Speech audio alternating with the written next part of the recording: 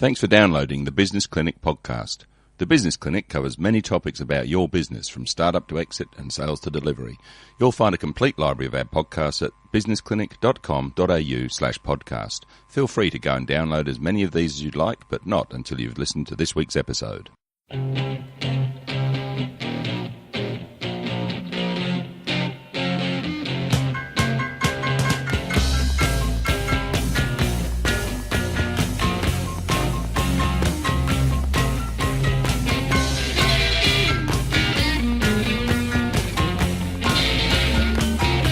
And now, on a live 90.5, The Business Clinic, with Mark Buckingham. I'm very pleased to be joined by Dr. Jimmy Lee from the Chinese Health Institute. Hello, Jimmy, how are you? Good, thanks, Mark. Thanks for having me on. Oh, look, it's always a pleasure. Tell me about your business. Well, my business, if you can call it that, because I'd like to think that I'm making a living off it, but it's really a passion. It's what I've always wanted to do all my life. So I offer services of Chinese medicine for healing reasons. I teach martial arts for health reasons as well. And at the same time, my fiance teaches Chinese brush painting and meditation. So our goal in the Chinese Health Institute isn't just to help people, but to also educate them about the beauty of Chinese culture. Now, if I could just say, it's not just the Australian and Western audience we're aiming this at. It's sad to say, but a lot of people in the mid-20s that are actually of Chinese origin don't know their own background. It's very sad, very sad. And it's not just the Chinese community. There'd be a lot of kids that are in that age group that come from different ethnic backgrounds that aren't aware of their roots. That's right. And that's important. It is. My personal belief and philosophy is to cherish the old but embrace the new. Mm-hmm. So it's always good to advance in society and personally as well, but at the same time you shouldn't forget where you've come from. No, definitely not. I remember coming to Australia in 1981. Yep. And coming from England, which was, it would be fair to say, a lot more cosmopolitan than Sydney was at the time, and going to a Chinese restaurant and seeing a page full of numbers and some familiar dishes and some unfamiliar dishes in some places, and Australian meals. Yeah, that was quite a laugh. But I'm very glad to say that's changed. You can now get Thai food in Sydney. That's right. And it's difficult to remember a time when that wasn't around, but when I got here, it wasn't. Good Indian food was very hard to get as well. And I'm not just talking about food, but there's lots of parts of culture. Of course. Well, food is an introduction to culture. It is, definitely. So that's very important. Very. No doubts about that. So where are you based? I'm based in Quakers Hill, so if our listeners know of the Narimba Education Precinct, where the TAFE and the university is, I'm just in building T2A, which is the Breed Business Centre. I'm just upstairs in the actual business centre. Right, okay. Yeah. So it's a business office. It is. Right. How does your business operate? Well, during the day I do Chinese medicine, so that's Chinese medical diagnosis, and then I do acupuncture and prescribe herbal medication, and then from 6 to about 8 I teach martial arts. Right. On weekends, I either teach women's martial arts self-defense classes, or my fiance will teach Chinese brush painting and meditation classes. All right. Yep. They go hand in hand, those two. They do. Definitely. So tell me, you're a qualified doctor? I am. I have a Bachelor of Applied Science in Traditional Chinese Medicine, which is a 4-year degree. One thing a lot of people don't seem to understand is when you study Chinese medicine in Australia, 50% of your course is actually Western medicine. So when you come to us and you say something like, for example, I'm suffering from trigeminal neuralgia, I understand that because Right. I've studied it. So true, there are practitioners out there that aren't qualified to do this, but at the same time, the ones that have been through proper university training in Australia are properly trained in both Chinese and Western medicine. And that border between Western and Chinese medicine is becoming ever smaller, isn't it? It is. It is. A lot of my patients are starting to see that Western medicine, though it may be effective in an acute manner, like sudden relief, it has too many side effects in the long term. So they'd rather try the Chinese medicine, which might take a little bit longer, but it has long-lasting results without the side effects. Right. But there's a lot of history there in the Chinese medicine. Definitely. Yeah. 4,000 years. Yep, that's right. So Yep. tried and tested. Very much so. Very much so. And tell me a bit about the martial arts that you do. I have my own system of martial arts. I call it Li Shi Chuan Fa. Li, my surname, Shi Chuan Fa. Chuan means fist, and Fa means system, so Li's way of the fist. What I teach is self-defense, but also traditional martial arts. What I teach cannot be applied in the ring. Okay, so there's no referees on the street if you need to defend yourself. So that's why I'm passionate about what I do. There's been a lot of news lately about these coward punches. Terrible, terrible thing. And the thing that breaks my heart is when reporters report on these things, instead of pointing out, oh, the assailant was drunk or had an aggressive nature, they pointed out that he was a martial artist. So that's giving a bad name to everyone that practices this for a higher reason than just to find power. Yeah, going to a martial arts class doesn't make you a martial artist. No, it doesn't. No. Not at all. Definitely not. It's a way of life. It is. Okay, and so you say you operate, you say you operate 7 days a week, is that right? 6 days a week. 6 days a week. Yep. So what do you do on your day off? Define day off. Exactly. Yes, when you're not in the business, you're working on the business, aren't you? Yeah, exactly. Definitely. Exactly. So if there are any acupuncturists out there that are listening, and hopefully my students, when they listen to this, you need to know that business, of course, all businesses start out slow, but especially with acupuncture, it's good to have some job to do on the side.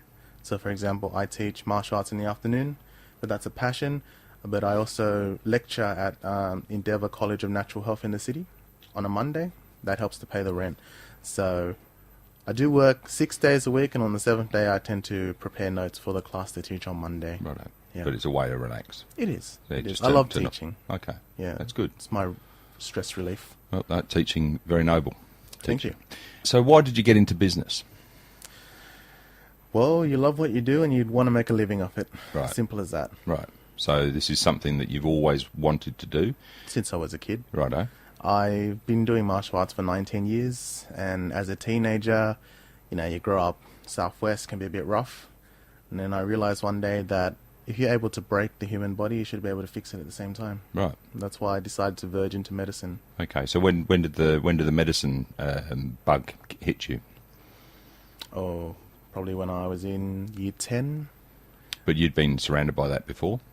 Definitely. My parents raised me on Chinese medicine. It's very effective. So you've got a pretty full day at the moment. What are some of the challenges that you have with your business? The main challenge I have is that a lot of people still view Chinese medicine as a lesser form of medicine. They don't, as I mentioned earlier, they don't seem to realize that we are properly trained medical practitioners, registered medical practitioners. They still think that a lot of what we do is placebo. And because they think it's placebo, they come to us as a last resort. I've seen so many patients that could have just saved themselves the time, the trouble and the money if they had just seen me to start with. What would be a solution to that? Well, personally, my way of introducing people to Chinese medicine isn't just to heal them. I try to educate them. And so I write my own blog. I want people to read about Chinese medicine, about martial arts, just to show them that martial arts medicine is meant to be benevolent. We know in Western medicine, doctors take the Hippocratic Oath. Not so much in Chinese medicine, but Chinese medicine is based on benevolence. You're meant to just help people. It's the same when you do martial arts. It's not about being stronger than the guy on the street, being able to knock him down. It's about using the martial arts to train the body in such a way that the spirit can ascend. That's the goal. Okay, so is there a cultural divide between people that seek Chinese medical help and not? Not anymore, to be honest with No? you. 90% of my patients are in fact Australians. There you go. Yeah, they're very open-minded about it, but even though they're open-minded, the problem is I'm still the last resort. Right. I don't want them to have to go through all the pain and suffering of the other types of medical tests, and it's heartbreaking to see, that's all. So there's the Australian Medical Association, Yep. and I would imagine that there would be a body in Australia for Chinese health. Yep, that's called the Chinese Medicine Board of Australia. Okay. And would they talk to each other?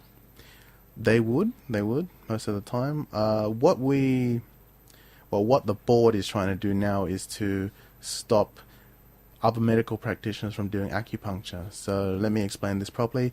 As I mentioned earlier, I've done a 4-year degree in Chinese medicine. Other practitioners do a weekend course, maybe 1 or 2 weekends, and then they end up doing acupuncture on the patient without understanding how it really works, and therefore it ends up damaging the patient more. That's what we call dry needling in our profession. Dry needling is very bad for the body. We don't recommend it.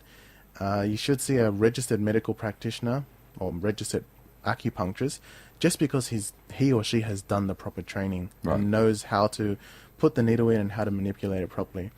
Okay. So your martial arts class is growing? Very slowly it is. Right, okay. Yep. But I have done Chinese medicine and I have taught martial arts internationally. Right. So in my 19 years as a martial artist, I've had students from all over the world. Okay. And do you compete at all in martial arts? No, what I do should not be entered into a ring. So I want people out there to know that there's a fine line between traditional martial arts, self-defense martial arts, and martial arts as a sport. I understand that sometimes masters will combine the three. Yep. But if you're gonna combine them, at least tell your student which one works on the street, which one's for sport. Okay. And what does the future hold? For myself, I would hope to see the integration of Chinese and Western medicine in Australia, in all hospitals, and I'd really like to see that very soon, but I know it's a long fight. We've got a long road to walk. Yeah, you got years of culture and years of resistance. That's right. Yeah. Okay, and your practice. I mean, is it you're saying that you and your wife in your business and your Chinese health practices yourself? I mean, are you looking to expand that and become bigger, or maybe have more than one location, or what are you trying to do there? For me, I don't want to actually expand further, franchising, if you will.